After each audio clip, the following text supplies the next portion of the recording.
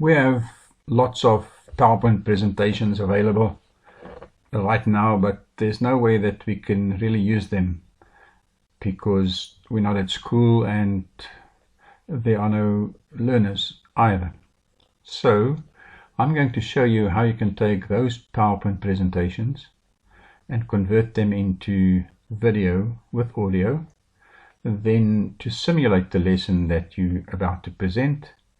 And this you can upload to your learner or learners. They can then view this on any suitable device. We need to understand that your PowerPoint presentation might contain annotations, animations, as well as video and sound clips embedded into that. So bear in mind that this might take lots of data, and what you perhaps can do is just break down your lesson into smaller bits, upload that, convert that to video, upload that, and then in small bits then present your lesson that way. In this exercise that I've done, I have kept and I've created 16 slides here, 16 slides. So I'm going to hide a few of them. That's typically what you can do, is to hide some of these slides, then to present exactly what you're going to. I'm going to hide slides 4, 5, 6, 7, 8, all the way to, let's say, to slide 15. How do you hide a slide? You merely select, right click, and go to hide slide, and there we go. You'll notice that all these slides are now hidden, and technically you have only the unhidden slides 1, 2, 3, 4 and slide 16 available for this presentation. How do I unhide slides, you're going to ask? Same procedure. Select, right click, those that are hidden, you just click and you just notice that they are not hidden anymore. Alright, so for the 4 slides in question, I'm going to show you how to set up a presentation with video and audio. Here on this particular version of PowerPoint, on the slideshow, there's an option that says record show. I'm going to click that. This little box down here, it's now asking you whether you would like this with slide animations and timings available. If you've used that into your original presentation, this is what you can or cannot have within this presentation that you're recording. For now, let's tick them, and I'm going to say start recording. From here, you'll now notice that you're in your presentation and the timer's already running, busy with slide 1, and that button over there is then going to take you to the next slide. So it's in here that you're now going to present the lesson as if in class, and in this case you are recording your voice. So I'm clicking to slide 2, talking about it. As you can see, that's the cumulative timing, while this is the current timing for this current slide.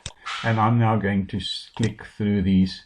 This is the last slide, so if you're on the last slide, you'll now notice PowerPoint has now dropped out of this recording of that. But that's not where it ends, because it's from here that you have to click on File to save as, and then you're going to find the location where you keep this. I've just for this exercise kept them in school lessons. I'm going to give this a file name. So my file name will be school or your lesson with audio.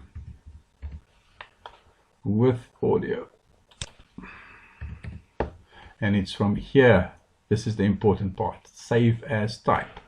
From here we're going to drop down and we're going to locate that one that says video, or the latest version says .mp4s. So you're going to say video, and that's what I'm going to do. So just to wrap it up, I've then located a folder.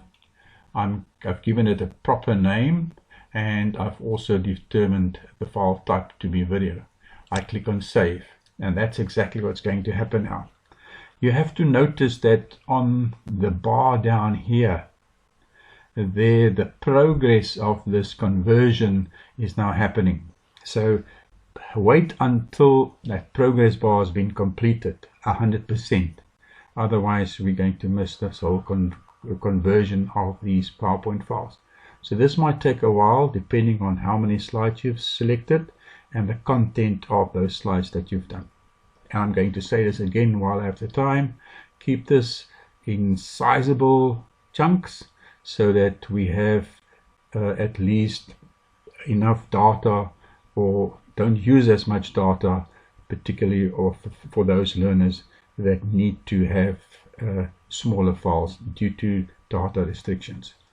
Once the progress bar is gone, then what we're going to do here is when we close PowerPoint, I'm going to say don't save. And the reason why I say don't save, remember we've done some changes. We have created this PowerPoint presentation a long time ago. So don't mess up with the master.